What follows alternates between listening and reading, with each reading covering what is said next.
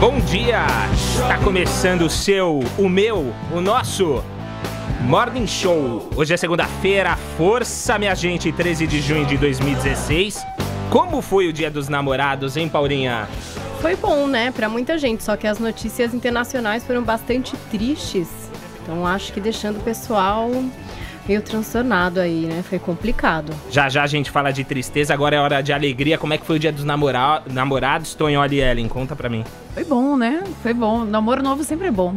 O problema é depois de um tempo, mas namoro novo sempre é bom. Eu me abstive das notícias. Poder e abster-se é poder duas vezes.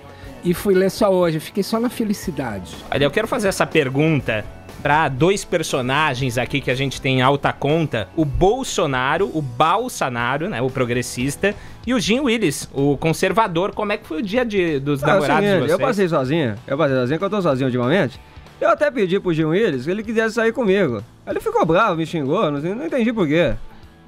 Se você estranhou a voz deste que vos fala, não foi sem motivo. Eu sou o Ricardo Arcon, estou cá nos microfones porque o nosso mestre Edgar Piccoli perdeu a voz. Tá mais rouco que barítono fumante aposentado. Sei. E a gente vai nessa, seguir juntinhos até as 11h30 da manhã, aqui pela maior rede de rádio da Via Láctea. Vamos com os destaques aqui no começo desse Morning Show. Ellen, o massacre em Orlando, qual é exatamente o número de vítimas? Bom, e a gente, Arcon, confirma aí pelo menos 50 mortos, 53 feridos. Esse número, é claro, alguns desses feridos são graves, ainda estão em atendimento com feridos graves. Então a situação é bastante complicada. E aqui, ao longo do Morning, a gente vai falar aqui sobre todas as discussões que se reacenderam com esse atentado. Desde discussão sobre porte de arma, a um atentado desses em plena corrida eleitoral dos Estados Unidos. Tudo isso a gente vai falar logo mais aqui no Morning. Logo na abertura do Morning a gente vai tratar desse assunto e teremos no estúdio o cientista político e professor de Relações Internacionais, Reni Ozzy Cuquier, conversando com a gente aqui já. Tonholi, petistas presos teriam proposto que o PT faça um acordo de leniência partidária. Quem são esses caras? Quem são os caras por trás dessa ideia? Bom, Zé Dirceu, segundo a Folha de São Paulo, Zé Dirceu e Vacari. Agora, só para resumir, mais para frente eu explico melhor. Leniência partidária é evitar o inevitável. A Lava Jato vai pedir, no futuro, a extinção dos partidos que mais entraram no esquema. Isso é inevitável, estão tentando fazer um soro antiofídico. Muito bom. Daqui a pouco você fala pra gente, traz todos os detalhes. Paulinha, a gente falou sobre essa tragédia em Orlando. No fim de semana houve também uma outra tragédia. Em Orlando também. Em Orlando também, envolvendo um fã translocado e uma ex-participante do The Voice. A Christina Grimm. É isso. Fãs malucos, né, gente? O cara foi lá no meet and greet e matou a menina a tiros, um negócio muito chocante. Ela que tinha muitos fãs, era também youtuber, postava seus vídeos ali, mais de 3 milhões de seguidores. Um caso bastante triste. Até esse final de semana, a cantora Selena Gomez homenageou ela e daqui a pouco a gente vai falar um pouco mais. A família inteira tinha largado o emprego para cuidar da carreira dessa menina, né? Como é que ficam essas pessoas? Daqui a pouco a gente vai saber mais sobre isso. E mais, o dia D para Eduardo Cunha, o fiasco da seleção brasileira na Copa América, muita informação e opinião aqui no Morning Show. Participe do Morning pelo WhatsApp 93117.009, mande suas críticas, sugestões e elogios pra gente, e claro, perguntas pro nosso ilustríssimo convidado de hoje, Ricardo Amorim, que é economista, integrante do programa Manhattan Connection e um dos palestrantes mais requisitados do mercado. Já, Ricardo Amorim vai estar aqui com a gente e conversando aí sobre o noticiário político e econômico também. Conversando com a gente aqui no Morning Show, Ricardo Amorim, que já está chegando aqui aos estúdios da Jovem Pan.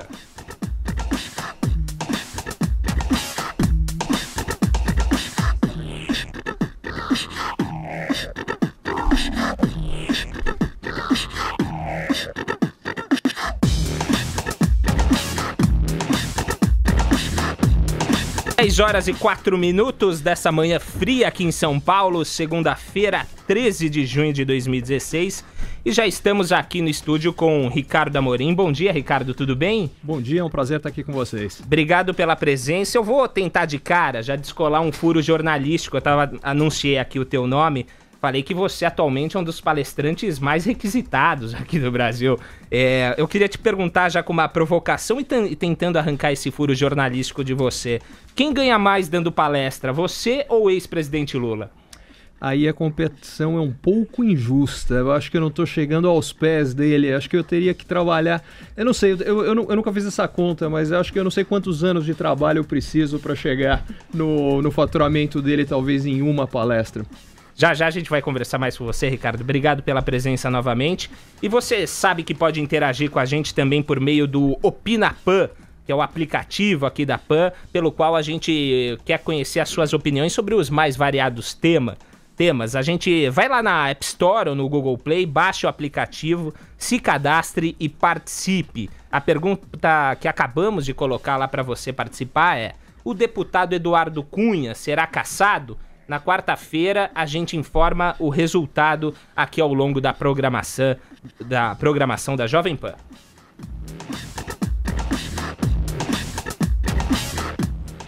Vamos direto aos Estados Unidos. O repórter Ulisses Neto está em Boston. Ulisses, obviamente o clima aí depois do massacre na boate em Orlando deve ser um misto de perplexidade, medo e indignação.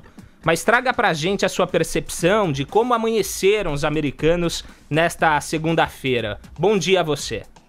Oi, Arcon, bom dia para todos que nos acompanham. Eu estou aqui no aeroporto de Boston, embarcando para Nova York, onde a seleção brasileira deveria jogar no final de semana, na sexta-feira, mas foi eliminada da Copa América do Centenário, então está voltando para casa a seleção do Brasil. Agora, aqui nos Estados Unidos, Arcon, até um ponto curioso é porque em Boston, a parada gay de Boston foi realizada no sábado. Então a cidade ficou ainda mais abalada por causa desse ataque lá em Orlando, já que se tratava de uma boate gay. E a segurança aqui na cidade, é claro, por causa da Copa América do Centenário, também foi bastante reforçada. Agora, um ponto crucial que tem sido debatido aqui é como o terrorismo interno parece ter chegado de vez aos Estados Unidos com este incidente, porque foi um ataque terrorista muito semelhante ao que já tinha ocorrido na França e em outras partes da Europa, mas ainda não com tanta intensidade aqui no território americano, né? E por causa da corrida presidencial agora, se debate muito sobre quais serão os reflexos disso nas duas candidaturas, né? Tanto da Hillary Clinton pelo lado democrata e teoricamente apoiando o controle de armas que vem sido defendido pelo presidente Barack Obama, e pelo lado do Donald Trump, que faz uma campanha anti-imigração bastante grande, chegou a dizer que iria banir todos os muçulmanos, e agora com esse ataque de ontem, é claro, ganha ainda mais argumentos. O país ainda está muito sensibilizado, então os candidatos eles têm tratado desse ataque com bastante delicadeza no momento, mas como a corrida presidencial chega nos seus momentos decisivos, e isso é o que tem sido debatido por aqui hoje, quais serão os reflexos desse ataque, que foi o pior ataque nos Estados Unidos desde o 11 de setembro. Tá certo, Elis. Muito obrigado pela sua participação. Bom dia para você aí nos Estados Unidos. Obrigado, bom dia a todos. Ricardo Amorim, deixa eu aproveitar aqui a participação do Ulisses e o tema, né, que a gente tem que tratar desse tema nesta manhã, um dos mais importantes do noticiário, na verdade o mais importante. Eu sei que não é bem sua especialidade, mas quero ouvir tua opinião. Sobretudo porque uma tragédia dessas tem impacto político, né? Donald Trump voltou a reforçar sua tese de que é preciso banir a entrada de muçulmanos nos Estados Unidos e afirmou que os líderes do país são fracos. Por mais maluco que seja falar nisso no momento em que ainda se contam os mortos, Donald Trump pode capitalizar em cima desse massacre? Qual que é a tua opinião?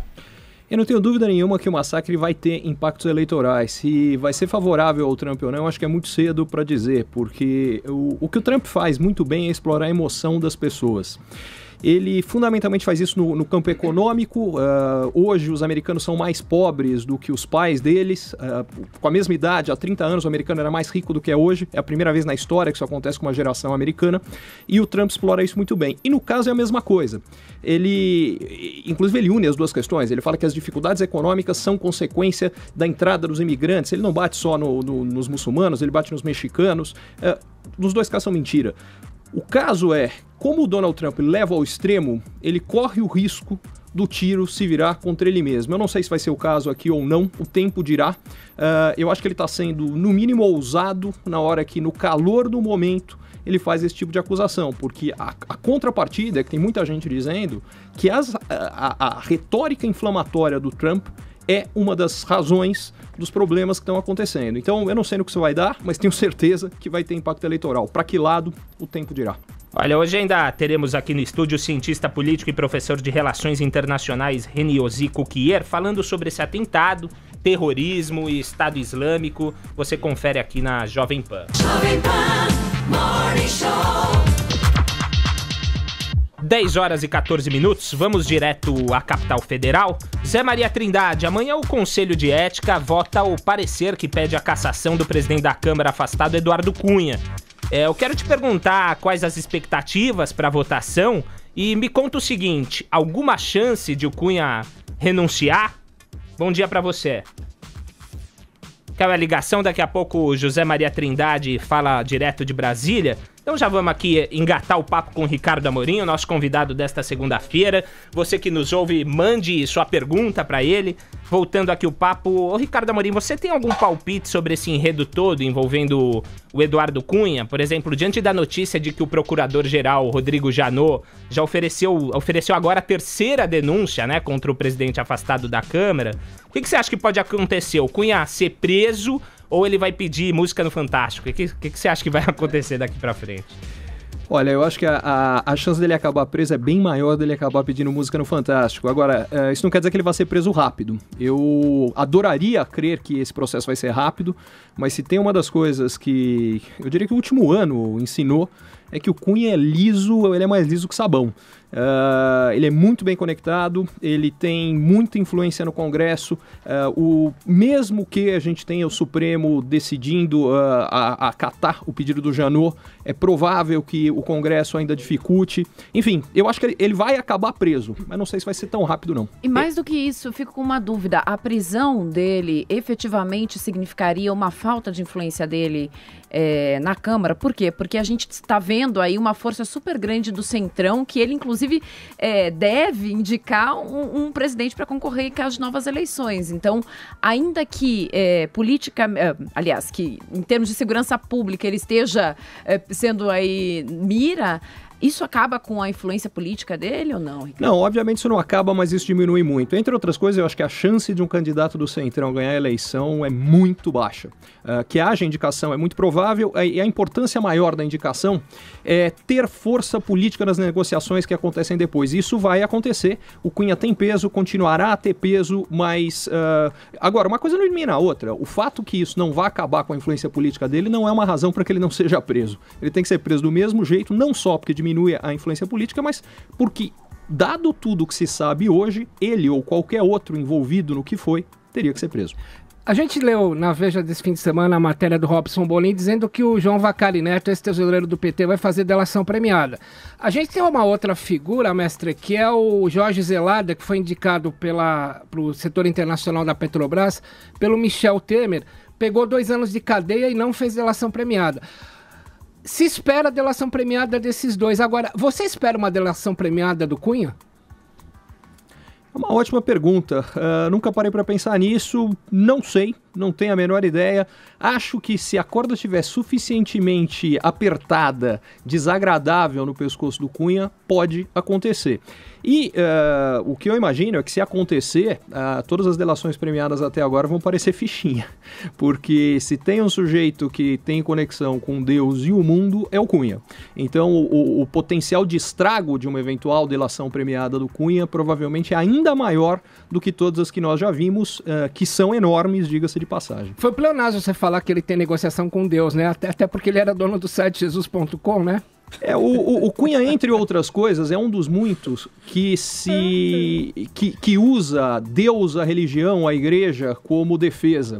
É uma coisa interessante. O livro que eu estou publicando, Depois da Tempestade, até toca nisso. Eu acho que tem várias mudanças importantes acontecendo no Brasil, uma delas religiosa, e o crescimento da igreja evangélica, onde, por parte dos fiéis, há linhas de conduta muito mais duras, muito mais sérias do que o nosso catolicismo no Brasil está meio aguado já faz um bom tempo. Eu acho que pode ter impactos positivos grandes a longo prazo no Brasil, mas as lideranças, boa parte pelo menos, eu não quero generalizar, mas boa parte das lideranças evangélicas, eu diria a quase totalidade dos líderes políticos evangélicos, eles usam a igreja só para falar, imagina, isso é um atentado contra Deus falar qualquer coisa contra mim. Amorim, eu quero aproveitar esse gancho aí que você vai nessa linha, estuda muito bem isso, porque é uma coisa que a gente percebe, assim, quando você diz esse crescimento das lideranças evangélicas e tudo mais, eu não sei se você está necessariamente também falando, abrangendo aí as neopentecostais, e que é o grande movimento no Brasil nos últimos anos.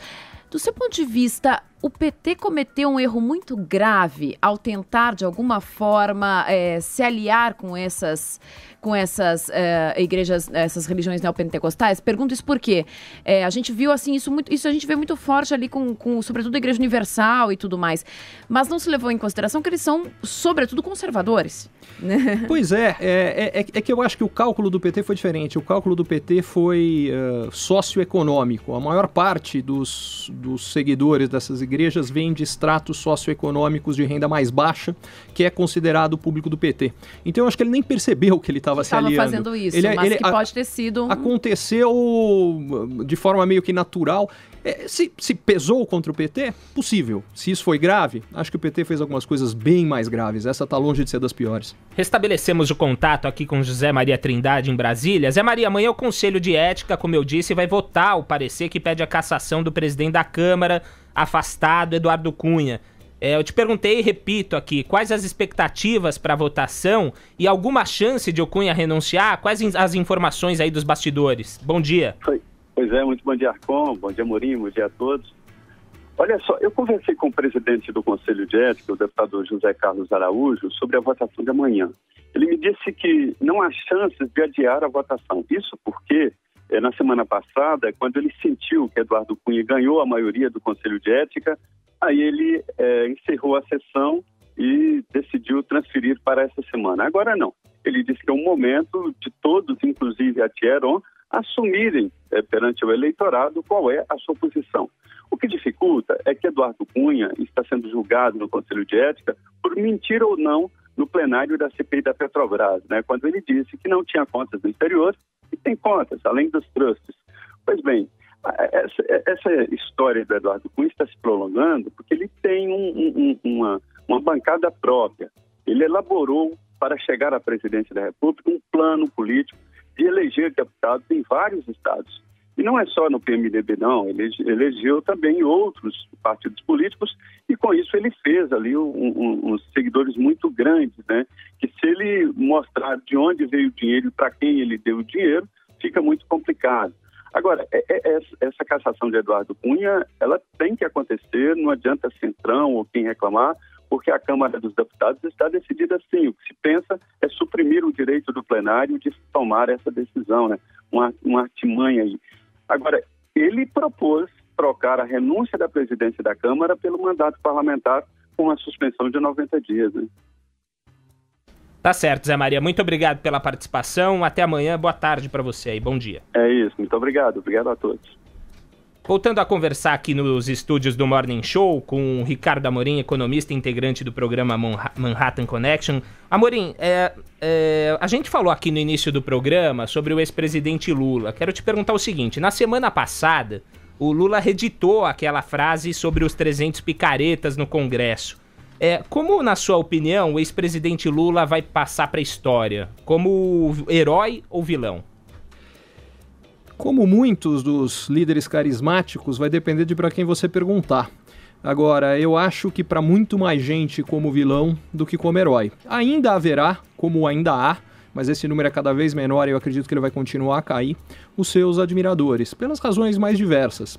E eu acho que vai continuar a haver gente que vai admirá-lo, mas cada vez esse número é menor. Se você fizesse essa mesma pergunta há 2, 3, 4 anos, tinha muito mais gente que o via como herói do que como vilão, e hoje eu já acho que se inverteu muito e vai cair mais ainda a base dos que o admiram. Como você o vê? Eu o vejo como um cara que, em primeiro lugar, de uma habilidade política ímpar, um cara de um carisma que no Brasil poucos viram, mas que usou isso, em primeiro lugar, para controlar o poder do ponto de vista próprio, do ponto de vista partidário, manipulou as massas nos momentos em que isso foi importante para se defender, teve a sabedoria de manter os avanços de política econômica que tinham acontecido no governo anterior, que foi por isso que o governo Lula, ao contrário do governo Dilma, não despedaçou. O governo Dilma quebrou o tripé de política econômica e, por consequência, a economia afundou. E se não tivesse afundado, diga-se de passagem, hoje a gente não estaria discutindo isso sobre o Lula. Então, o que eu acho é que ele tem uma habilidade pessoal grande, mas que não foi usado para o bem do país, foi usado em benefício próprio. E a Dilma? Você acha que a Dilma não teve essa habilidade? A resposta da Dilma, para mim, está aqui. É a capa do meu livro, o Depois da Tempestade. A tempestade foi ela. A Dilma juntou os defeitos sem as qualidades do Lula. Então, a questão fundamental da Dilma é que ela, em primeiro lugar, ela deixou tudo que estava errado continuar. Em segundo, ela destruiu o que estava certo. E a consequência foi uma crise política, uma crise econômica gigantescas, e a crise moral que já existia acabou sendo exposta, entre outras razões, por isso. Quer dizer, na hora que a gente vê a Dilma chegar na popularidade de um dígito, isso é consequência, em primeiro lugar, de boa parte do eleitorado, com toda a razão, ter se sentido enganado.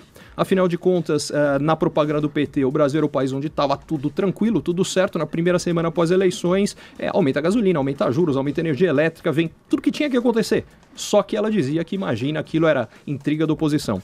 Em segundo lugar, as denúncias de corrupção comem soltas. E isso, obviamente, bate na popularidade de qualquer presidente. Em terceiro, os empregos sumiram, porque a economia afunda. Diga-se de passagem, tudo isso não era bola difícil de cantar, tanto não era que até eu comecei a cantar isso em novembro de 2014, eu falei que achava muito difícil que a Dilma chegaria ao final do mandato, porque tudo isso era mais ou menos fácil de ver. A única dúvida que eu tenho hoje, para ser franco, é quem é, nesse momento, a pessoa mais impopular do país. Se é a Dilma ou é o Dunga. É a minha única dúvida. Ô, mestre, na sexta-feira nós demos aqui em primeira mão na Jovem Pan que o Lula contratou o criminalista José Roberto Batóquio para defendê-lo.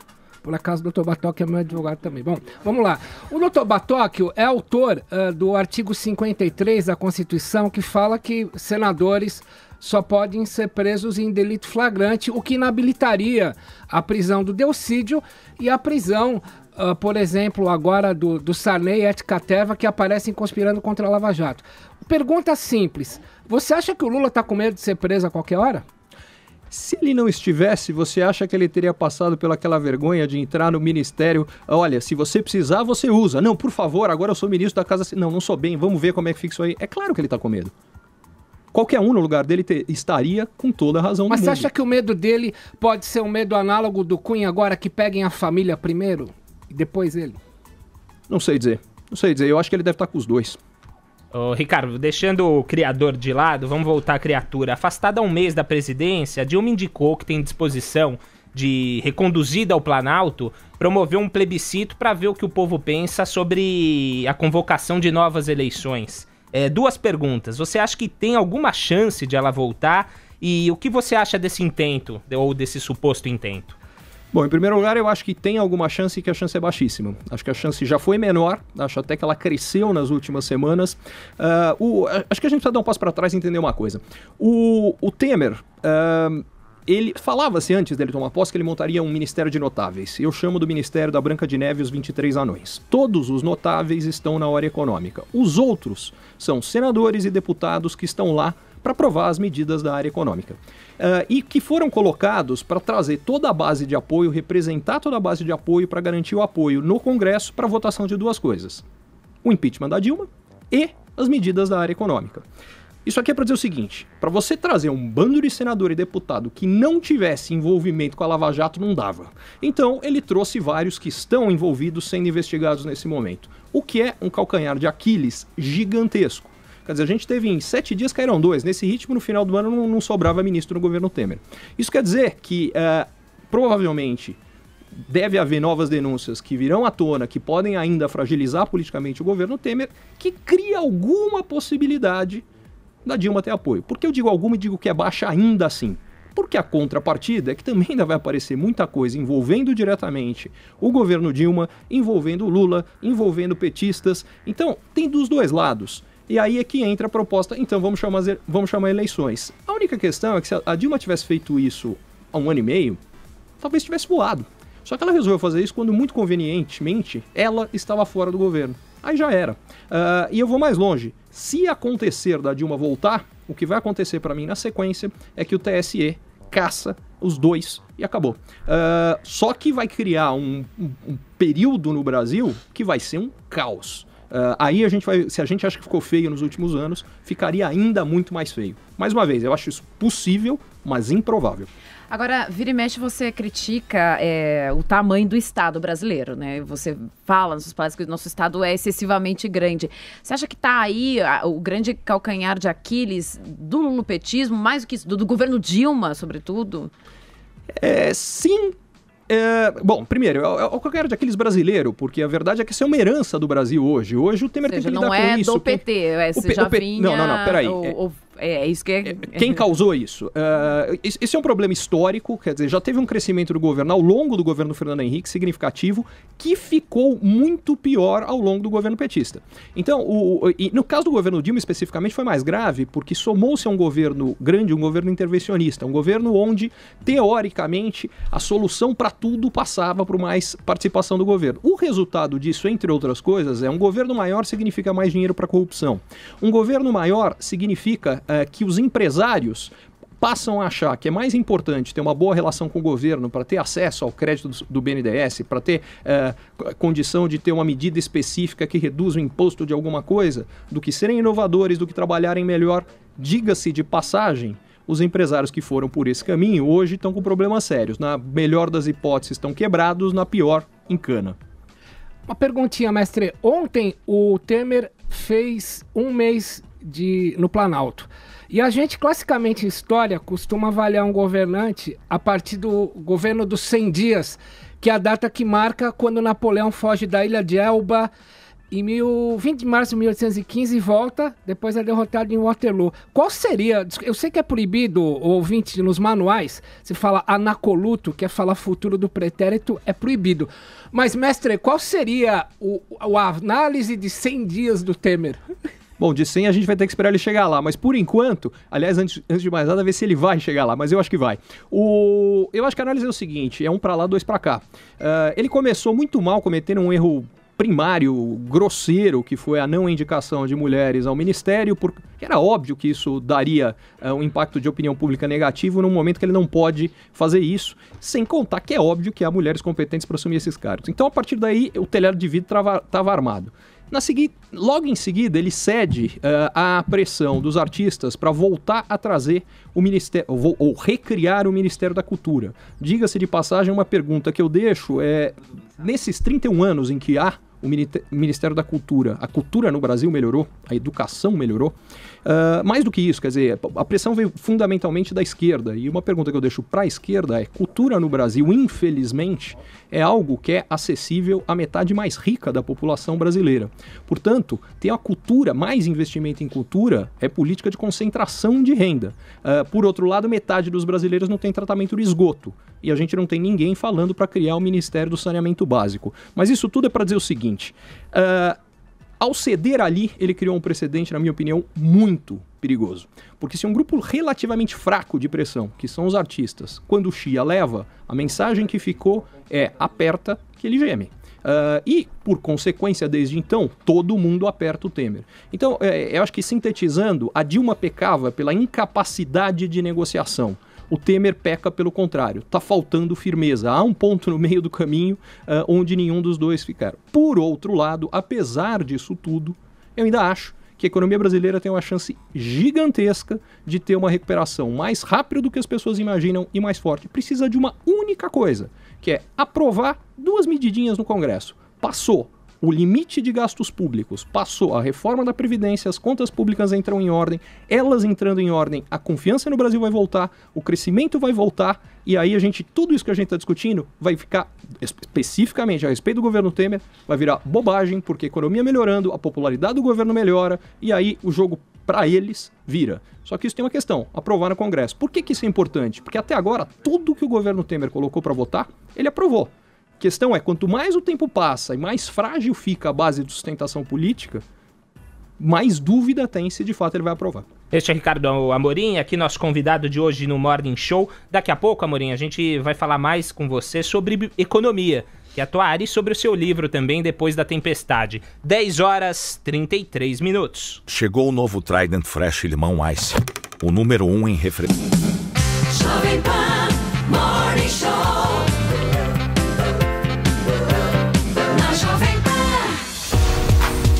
Voltando com o Morning Show nessa segunda-feira, 13 de junho, que frio em São Paulo. Bom, a gente tá com o Ricardo Amorim aqui nos estúdios da Jovem Pan, na Avenida Paulista. Amorim, vamos falar um pouco sobre a sua área propriamente dita, a economia, né? Você resvalou nesse assunto, falou um pouquinho, mas agora a gente quer aprofundar o debate.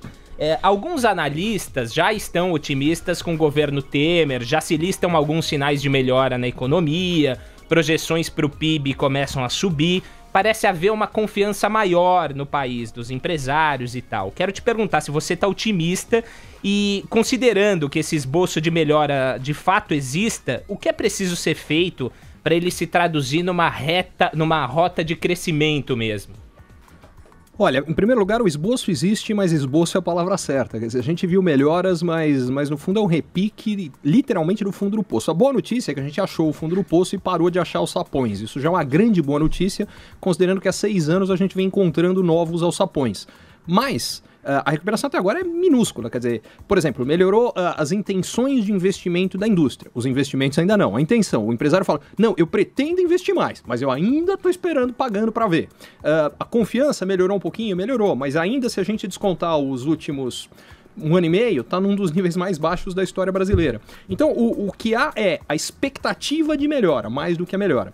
Só que a expectativa tem tudo para se tornar uma profecia autorrealizável se houver sinais que as coisas estão indo nessa direção. E aí é que eu dizia da importância especificamente do ajuste fiscal. O que a gente precisa entender é que em termos macroeconômicos, o governo Dilma, no primeiro mandato, tirou 3 grandes grupos de desequilíbrios. O primeiro de contas externas. Num país que há 15 anos a gente só estimula consumo e não produção, ficou cada vez mais caro produzir. Os salários subiram acima da inflação. Ótimo para o consumo.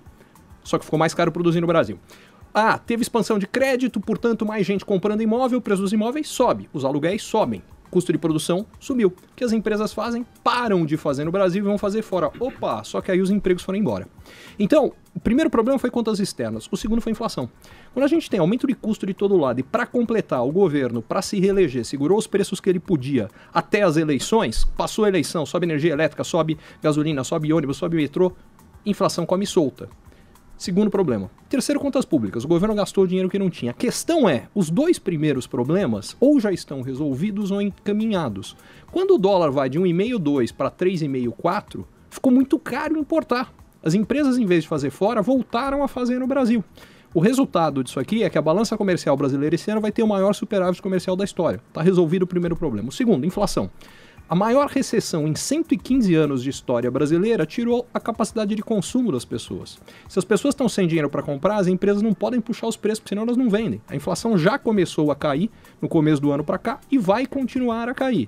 Segundo problema, vai ser resolvido ao longo do ano. Sobrou o terceiro, contas públicas. A questão é, sem aprovação de medidas no Congresso, não vai acontecer. E aí é que a crise econômica se junta com a crise política. E é por isso que se a Dilma não saísse, não seria resolvida. Em primeiro lugar, porque ela não tinha apoio político para fazer o que precisa. Em segundo, porque ela não tinha diagnóstico correto, porque ela queria jogar todo o ajuste em cima de aumento do imposto. Então é aí é que está a diferença. Agora, se isso acontecer, volta a confiança e aí a gente tem o efeito Argentina, né? Que é quando o Macri ganhou a eleição, antes dele tomar posse, Não tinha mudado nada, mas já tinha mudado tudo. Porque naquele momento, a expectativa de que melhoraria levou as empresas a investirem mais. Quando elas investem, elas geram emprego. Quando elas geram emprego, as pessoas têm mais dinheiro para consumir, elas compram mais, as empresas vendem mais. Quando as empresas vendem mais, elas investem mais. E a gente entra num círculo virtuoso onde, ao contrário dos últimos 6 anos, quando as surpresas econômicas em todos os anos, esse é um dos temas que eu mostro no livro, todos os anos, você pegar o que as pessoas esperavam no dia 31 de dezembro, o que aconteceu, em todos os anos foi pior do que a expectativa ao longo do governo Dilma. Só que isso é cíclico em economia, a gente tem ciclos de surpresa para pior e para melhor. A gente está muito perto do momento onde o ciclo vai virar para surpresas positivas. Pois é, e para ficar nessas surpresas positivas aí, que a gente sabe que a economia é cíclica, o que a gente tem que fazer, independentemente de governo? O que seria ideal para que predominasse um pouquinho mais essa parte positiva do que a negativa dos nossos ciclos? Olha, eu vou mais longe, eu acho que o que a gente... Porque a economia tem duas coisas, ciclo e tendência. Ciclos são os altos e baixos, os zigs e os zags. Então o que eu estou falando é como a gente está na parte de baixo do ciclo, vem o ciclo para cima. A outra coisa é tendência. O que leva um país a ser desenvolvido é ter crescimento sustentado por muito tempo, independentemente dos ciclos de altos e baixos. Então o que a gente precisa fazer é lidar com os problemas estruturais que impedem o Brasil de crescer mais. O que eu estou falando? Falta infraestrutura. Então a gente precisa ter uma legislação que facilite investimento em infraestrutura. Tem que ter privatização, tem que ter concessão, até porque isso ajuda a colocar as contas públicas em ordem, também reduz corrupção, aumenta a eficiência da economia brasileira. Precisa reduzir corrupção. Se a gente reduzir corrupção, eu fiz um estudo, só se a gente trouxer a corrupção ao nível mais alto dos países do OCDE, ou seja, o país onde mais tem corrupção entre os países desenvolvidos, só isso, a gente aumenta o crescimento do PIB brasileiro em 1% ao ano. Não é que o Brasil vai acabar a corrupção, eu não sou ingênuo a esse ponto. O que eu quero dizer é, simplesmente reduzir corrupção tem um impacto enorme. Como é que a gente reduz corrupção? Fazendo 3 coisas. Colocando em cana quem merece ir para cana, e até agora a gente já começou a fazer isso do lado do setor privado, dos empresários, mas não dos políticos. Essa é a parte que falta, colocar políticos de peso em cana. E, segundo lugar, regras mais duras que criem mais medo, que assustem, que criem risco para quem é corrupto. Como é que você faz isso? Por exemplo, aprovando no Congresso as 10 medidas contra a corrupção do Ministério Público. Ô, Amorim, entre essas 10 medidas contra a corrupção que você acabou de citar, eu vejo um probleminha ali. Eles pedem a aprovação do mandato de busca coletivo. Apesar de eu ser um apoiador cego da Lava Jato, eu acho que você aprovar mandado de busca coletivo, quer dizer, eu tenho uma acusação contra eu que moro numa favela, numa biqueira, não estou falando nem comunidade, num lugar pesadão, que não tem nem cidadania. Os caras vão me pegar, o mandado de busca coletivo, obviamente, coletiviza isso. O que você acha dessa questão? Eu acho que essa questão está lidando com o problema que nós temos no Brasil. O que a gente precisaria fazer, por exemplo, o exemplo que você está dando da favela, o que a gente precisa criar é condições para que o cara não tenha que viver na favela. O fato é, neste caso, no exemplo que você está dando, infelizmente, sem o mandado de busca coletivo, você não vai achar o cara. E, portanto, não vai ter como fazer com que a pena seja cumprida. Então, o que eu acho é que tem algumas questões no Brasil que a gente está discutindo como deveria ser. Antes de discutir como deveria ser, a gente tem que tomar as medidas para que seja como deveria ser.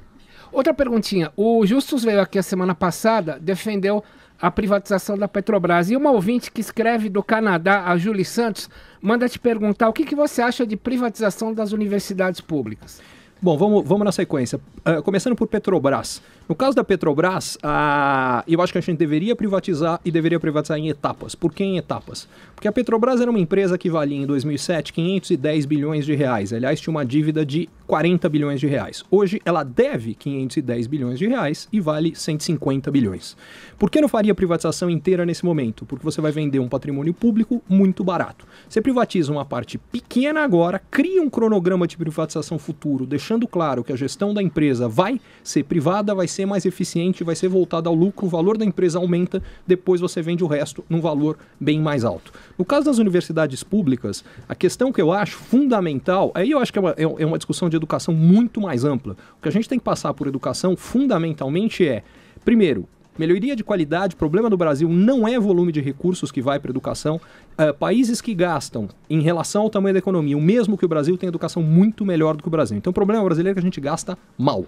Para começo de conversa, a gente gasta mal porque a gente usa os recursos públicos fundamentalmente na educação pública de terceiro grau, universitária de qualidade, enquanto a gente tem primeiro e segundo grau de péssima qualidade. Isso aqui gera uma distorção social além de econômica, porque obviamente o que se acaba fazendo é que, por consequência, quem vai para a escola pública não tem condição de ir para a universidade pública. Mais uma vez, em vez da gente melhorar a qualidade da escola pública, a solução foi criar cotas que pioram a qualidade dos alunos que chegam na universidade pública. Resumindo, o que eu quero chegar com relação à solução, para mim, não é privatizar as universidades públicas, mas tem sim que haver uma mudança de utilização de recursos, onde a gente vai usar mais recursos nas escolas públicas e menos nas universidades. Ricardo, tá todo mundo aqui no Twitter fascinado com todas as suas explicações, onde tudo parece muito lógico e claro.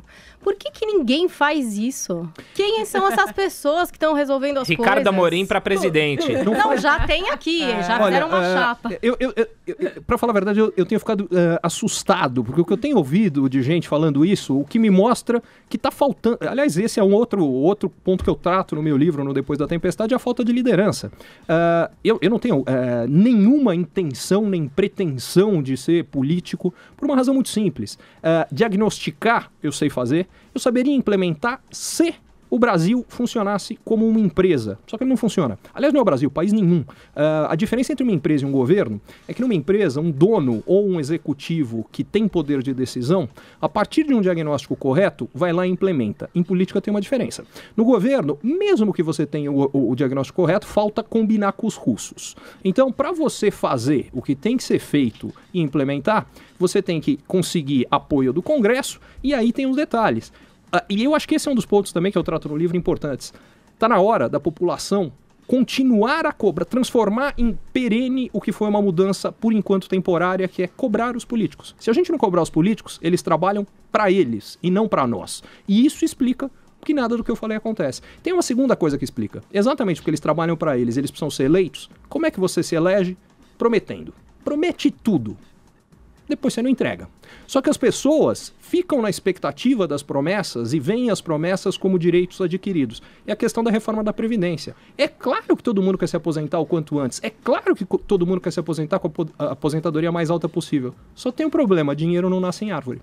Então, o que acontece é, na prática, por exemplo, já que a gente falou de educação antes, a escolha que a gente faz com a aposentadoria é o seguinte: no Brasil, para cada real gasto com pessoas com mais de 65 anos, gastos públicos, a gente tem 10 centavos gastos com crianças até 15 anos. Na Coreia, para cada real gasto com pessoas acima de 65 anos, você gasta 1,20 com crianças. Resultado, a Coreia é o primeiro lugar nos exames de educação no PISA. Há 50 anos ela tinha uma renda per capita menor que a brasileira, hoje ela é 4 vezes maior do que a brasileira. Os coreanos escolheram investir, e já no passado, escolheram investir no futuro. E nós, ao contrário, escolhemos investir no passado com um regime de previdência extremamente generoso e que mata a capacidade do país se desenvolver. Ô Ricardo, se a crise continuar, toque,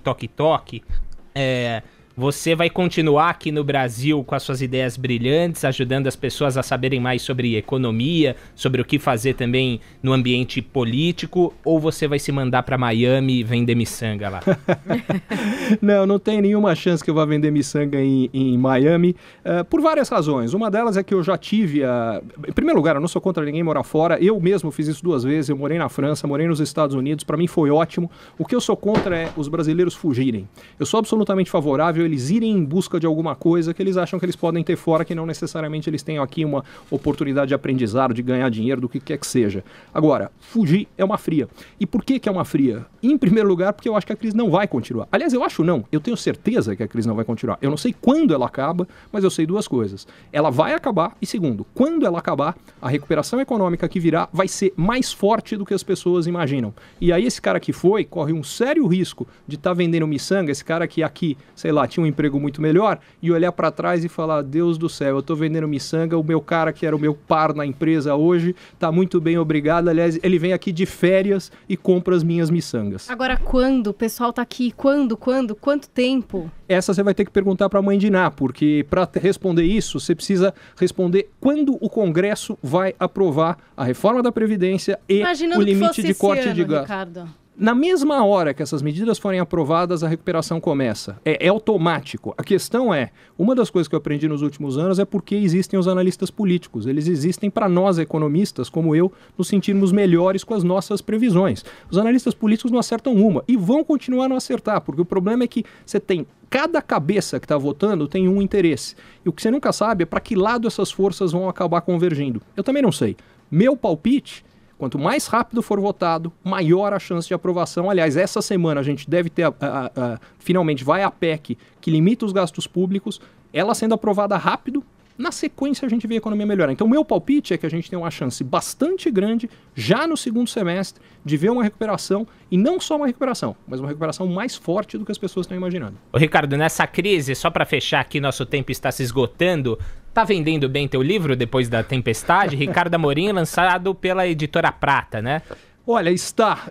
Ele foi lançado há 3 semanas, já está em todas as listas de mais vendidos, da Veja, da Folha, da Época, enfim, da Amazon, em todas elas. O lançamento especificamente em São Paulo bateu o recorde de venda da livraria. O que eu acho? O interesse hoje, em primeiro lugar, para entender o que está acontecendo. Em segundo, se preparar para o que vem por aí. Porque o objetivo do meu livro não é olhar para trás. Eu olho para trás, mas eu olho para trás para entender o que vem pela frente. O objetivo é que as pessoas possam estar preparadas, porque hoje está todo mundo achando que a crise não tem fim. O que significa o seguinte, todo mundo pisou no freio, e o que vai acontecer é que a economia vai melhorar, e pouquíssimos vão estar preparados para isso. Quem tiver vai levar uma tremenda vantagem.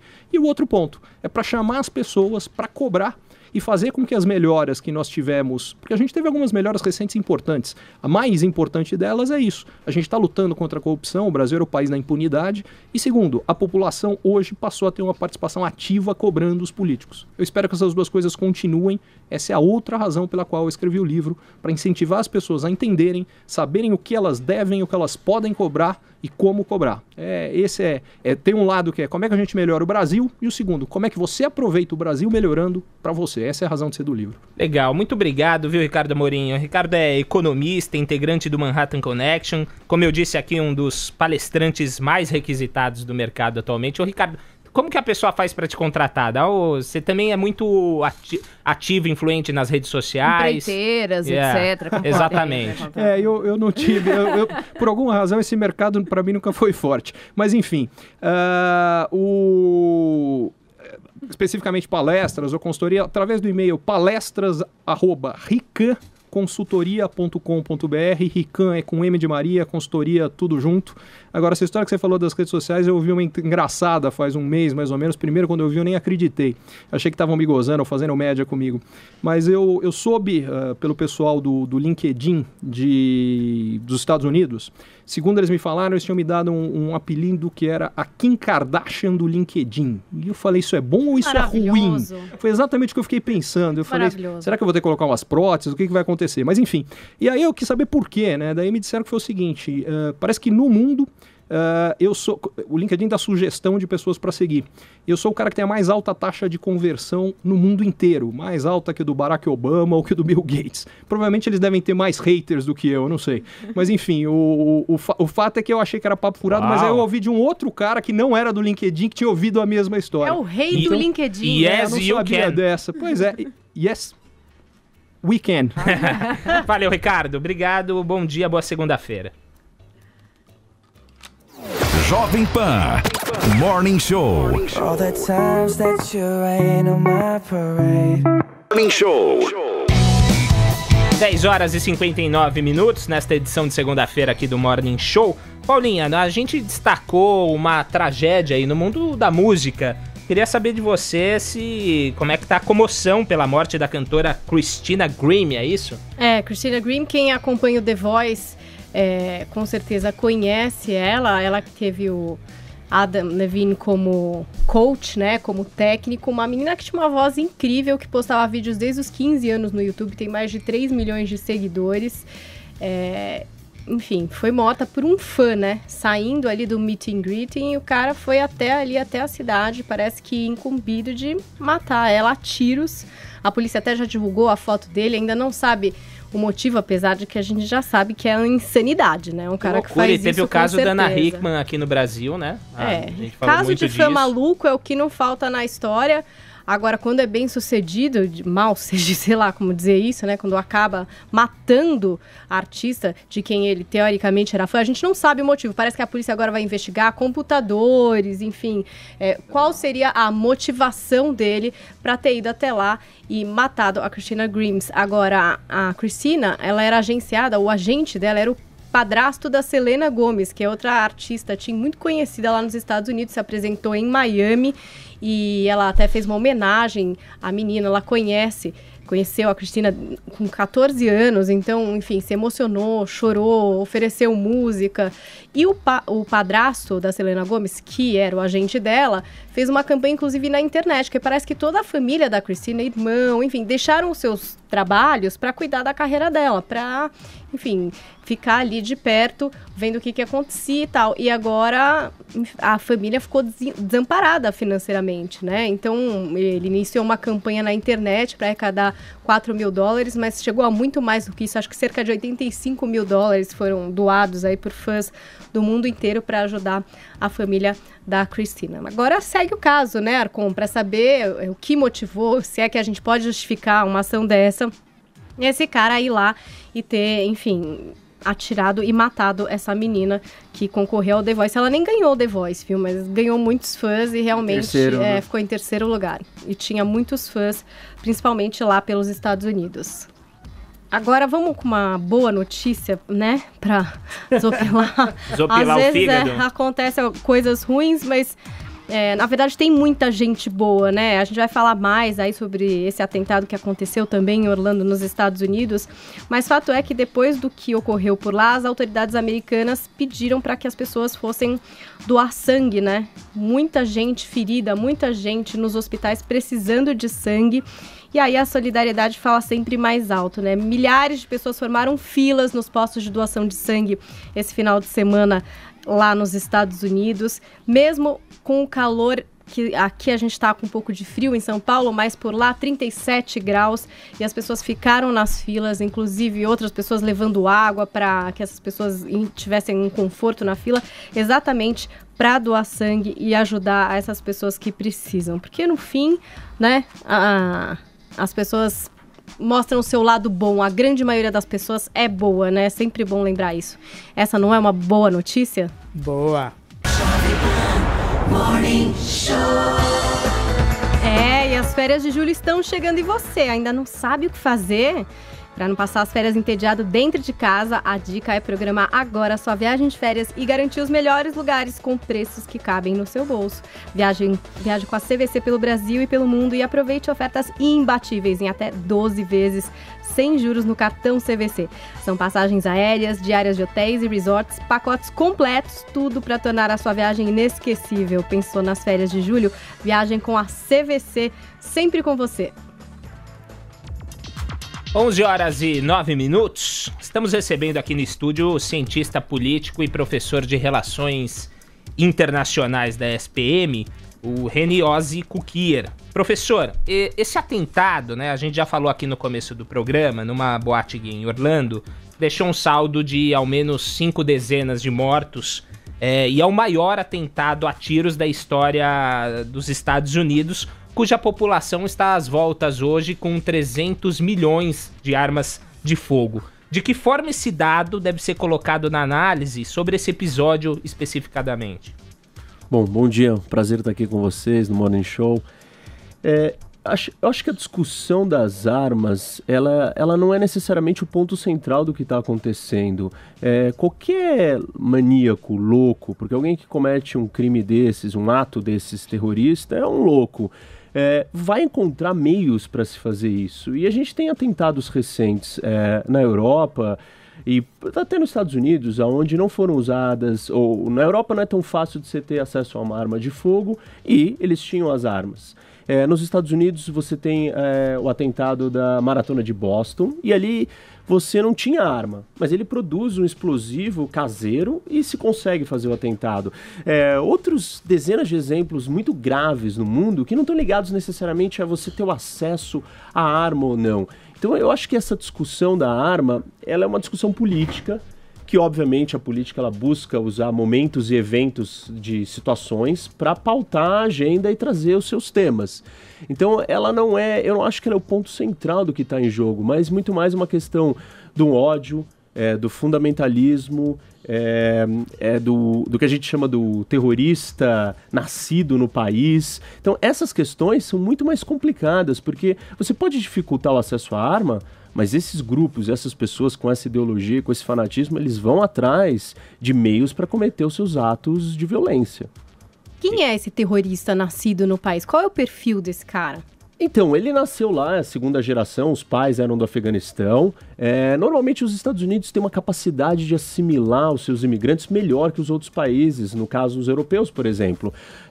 Você migra para a Europa e a história da Europa é uma história de nacionalismo, de guerras mundiais, baseadas na sua identidade. Então, assim, existe até uma brincadeira entre os suíços, que ninguém é suíço de verdade. Tem 2 famílias lá que são suíças originais. Então na Europa é muito difícil, você nunca consegue que essas gerações cresçam e se sintam parte do país.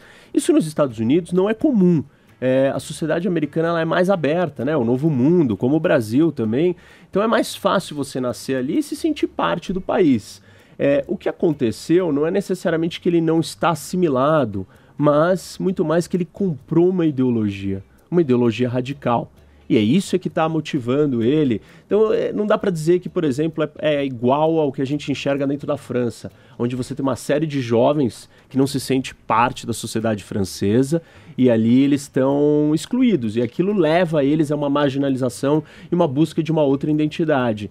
Nesse caso, não me parece isso, mas muito mais a ideia de comprar essa ideologia religiosa fanática, que não é tão comum nos Estados Unidos, mas dos tempos que vivemos, onde o fundamentalismo ganha um espaço, onde existe um conflito com a autoridade, o poder está muito difuso, se torna um terreno fértil para discursos demagogos e simplistas, e nada mais nada menos do que o que essa ideologia oferece. Professor, até eu quero aproveitar esse gancho que você deu aí. A gente está falando de uma pessoa que foi identificada, um menino de 29 anos, nasceu nos Estados Unidos, é filho de pais afegãs, já foi investigado em outros momentos pelo FBI, a gente até vai tocar nessa questão, trabalhava com segurança pública, e aí você diz, bom, a gente sabe que na França isso é muito comum, essa juventude que não se sente ali, se sente outsider, não se sente engajada na sua sociedade. Uhum. No final de semana, a Adriana Carranca, do Estadão, ela fez uma coluna assim, que foi muito feliz e coincidentemente acabou sendo um dia antes disso acontecer. Essa coluna foi publicada no sábado, um dia depois do sepultamento do Muhammad Ali. E ela fez a seguinte comparação. A gente olhar a trajetória do Ali para entender o que está atraindo os jovens de hoje para o ISIS, né, para o extremismo. E ela dizia, olha, quando o Ali fez sua conversão, lá com a influência do Malcolm X, ele fez uma conversão que era um simbolismo político, ou seja, os negros que militavam nas lutas de direitos civis faziam a conversão também como forma de simbolismo político, né? E agora ela diz, esses jovens que fazem essa conversão, em muitos momentos se sentem outsiders e fazem essa conversão como uma marca política para dizer, olha, se esse mundo não me aceita, há um outro que eu estou identificado, que me aceita e que eu tenho que deixar essa marca. É um pouco por aí, talvez, esse caso que o senhor está tentando nos trazer? Eu acho que sim, algumas partes têm a ver com isso, mas eu acho que tem um elemento também que não é só político, mas o jovem ele é idealista, revolucionário. Então o jovem busca emoção. Eu estava outro dia na sala de aula conversando com os meus alunos e falando, discutindo alguma coisa do mundo e fiz uma brincadeira, então não, tem que ser tudo normal. E eles comentaram, que chato, que vida entediante. Aí eu virei e respondi, falei, olha, é por isso que as pessoas se juntam ao Estado Islâmico, porque elas querem emoção, elas querem uma causa, e o Estado Islâmico oferece isso. E num mundo onde as coisas se tornaram tão complexas e as ideologias perderam a força, porque não dá mais para você achar que você vai resolver tudo de um jeito, não tem mais aquele romantismo.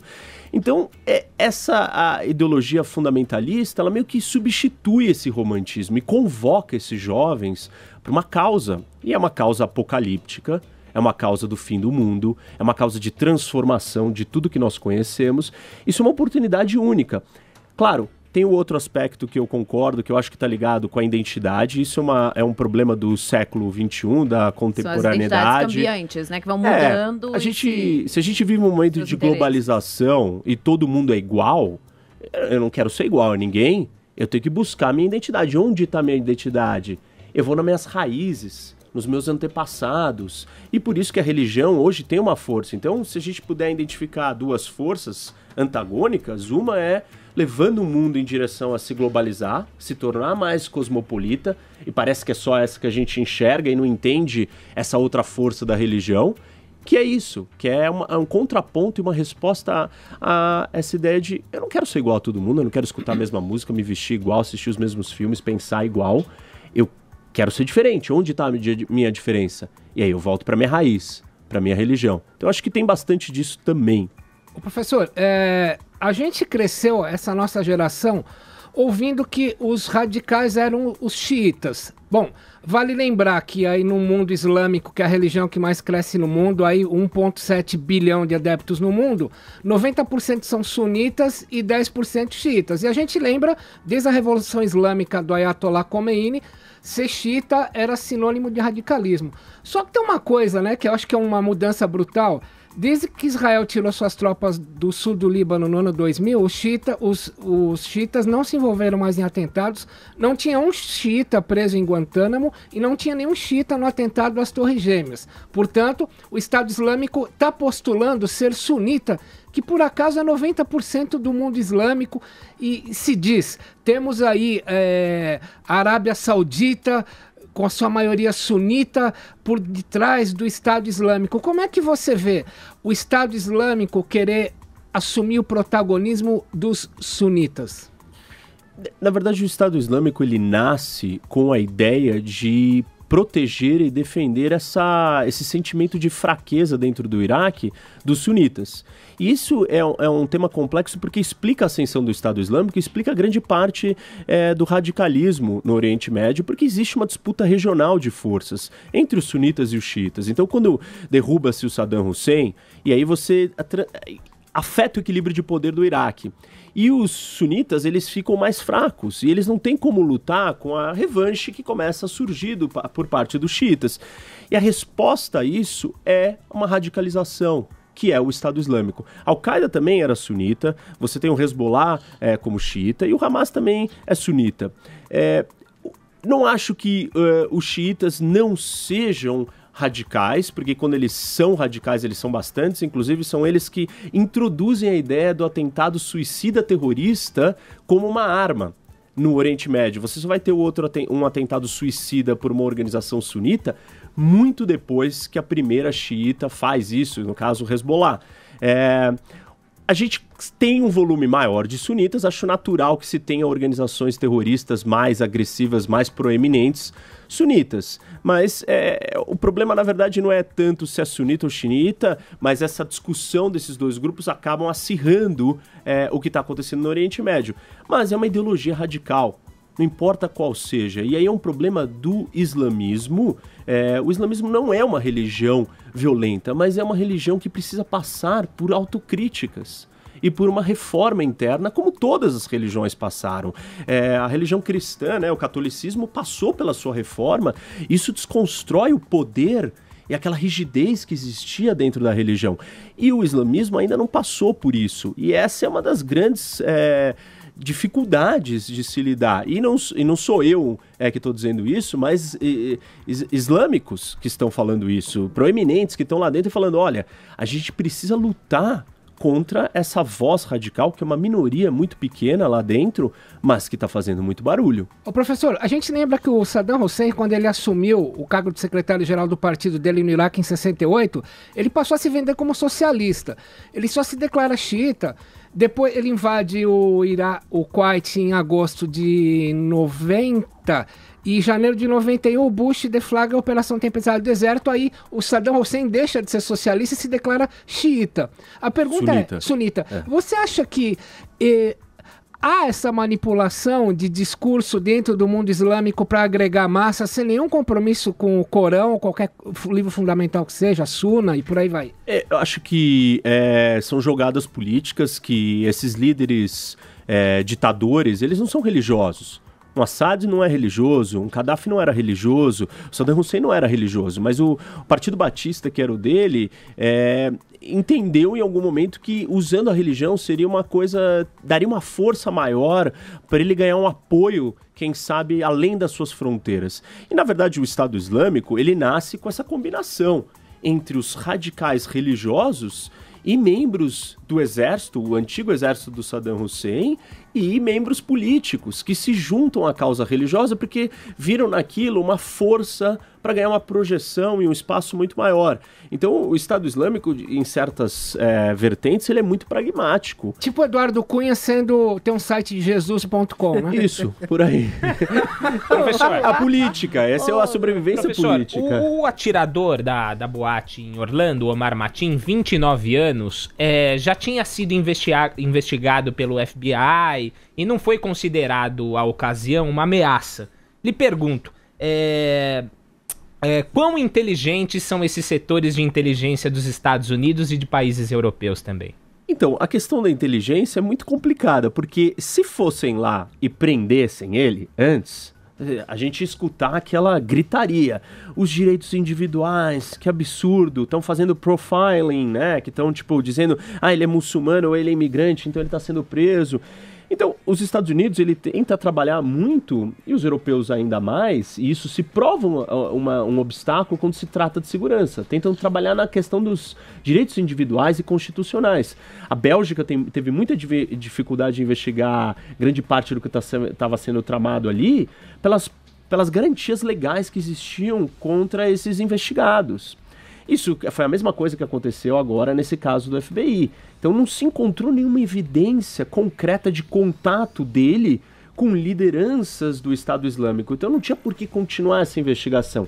E esse é o desafio do momento, porque o Estado Islâmico entendeu que se ele estabelece conexões diretas, você é fácil de rastrear.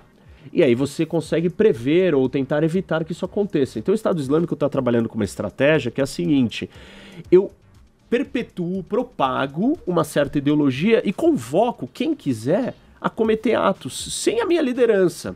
A única coisa que eu peço é que você faça um juramento moral público na hora do ato, que aí é como se fosse o selo final de que você está agindo sobre a nossa bandeira. Mas você não precisa falar comigo ao longo do seu planejamento, você age por conta própria e faz o que você quiser. Isso para as autoridades de uma sociedade democrática vai ser muito difícil.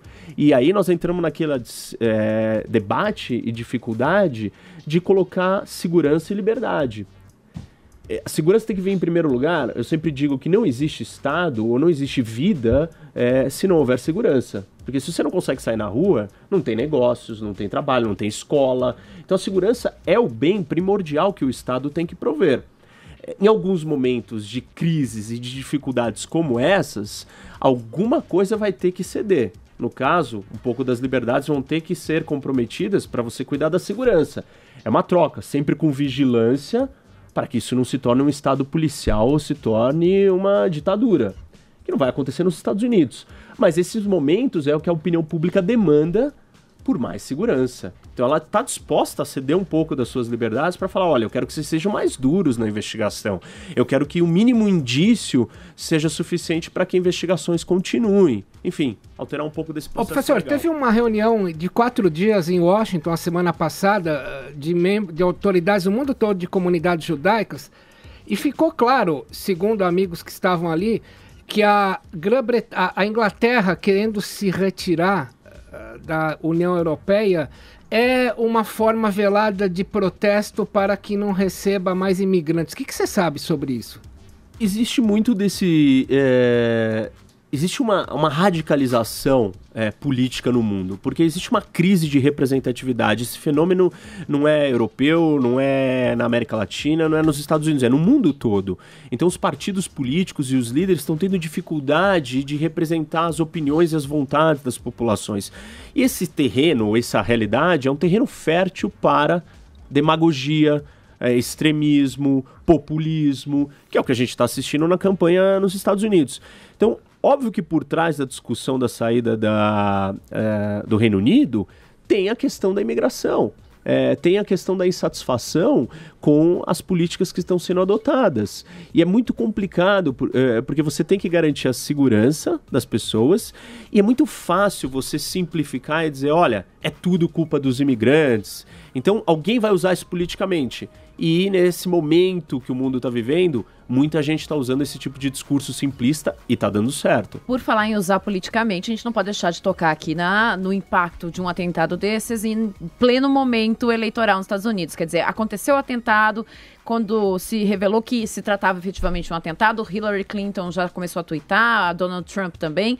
A Hillary fez um tweet em inglês e espanhol, né, e outro em espanhol, dizendo que estava muito sentida pelo atentado. Já o Trump já começou, bom, estou sentido, mas até quando vamos continuar vendo isso? E trabalhando com o que ele trabalha muito bem, que é o aspecto emocional do medo, né? Como a gente vê daqui para frente o impacto desse ato na campanha? Vai ser porque aí tinha 10, se não me engano, eram 10 pontos na última pesquisa da semana passada, a diferença Hillary à frente dele. Será que isso pode se neutralizar com um atentado desses ou não? Eu já vi pesquisas que ele estava na frente, tem todo tipo de pesquisa. É muito provável que isso vai beneficiar o Trump. Por quê? Os americanos dizem que 80% dos americanos acreditam que a maior ameaça para os Estados Unidos é o Estado Islâmico. O Trump está batendo nessa tecla há algum tempo. Essa é parte da plataforma política dele. E aí acontece um ato desse, é mais evidência para ele. Depois, mais de 60% dos americanos são a favor de alguma intervenção militar americana contra o Estado Islâmico. Ou seja, a maioria da população quer que se faça alguma coisa mais contundente militarmente. Outro dado importante. E aí, os americanos acham que os republicanos, a maioria deles acha que os republicanos lidam melhor com questões de segurança. Ou seja, eles sabem lidar com ameaças melhor do que os democratas. 46% dos americanos acham isso, e 30 e poucos acham que os democratas sairiam melhor. Então, tudo isso reforça o discurso do Trump. E claro que eu acho importante o que você mencionou, o tweet dele e o dela. A resposta da Hillary foi muito tímida e foi muito aquela política clássica. Parece aquele nosso horário eleitoral político, que os políticos viram e falam assim, nós queremos dar mais saúde, mais segurança, vamos resolver...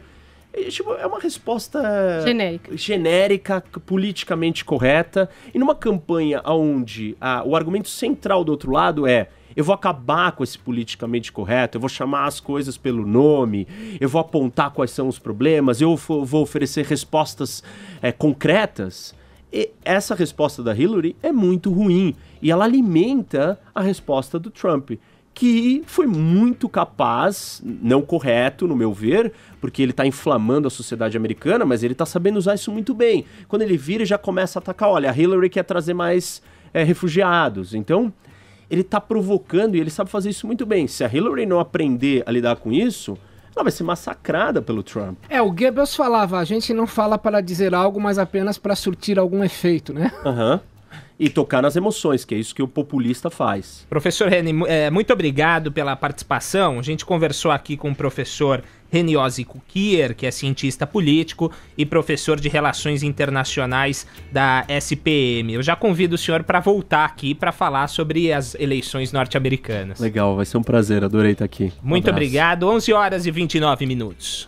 Olha aí, você que tá no canal oficial do Morning Show, pode se inscrever por aqui, ó. Esse é o caminho. Assim você recebe todas as notícias a toda hora, também pelo YouTube do Morning Show. Vai lá, ó.